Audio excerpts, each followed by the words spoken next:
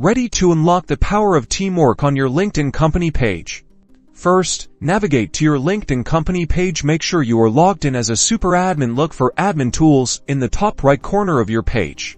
Click on Admin Tools, and then select Manage Admins from the drop-down menu. This will take you to the page where you can add or remove administrators. You'll now see a list of current admins. If any, click the Add Admin button to invite a new team member. In the search bar, type the name or email address of the person you want to add as an admin. LinkedIn will suggest profiles based on your input. Select the correct person from the search results now.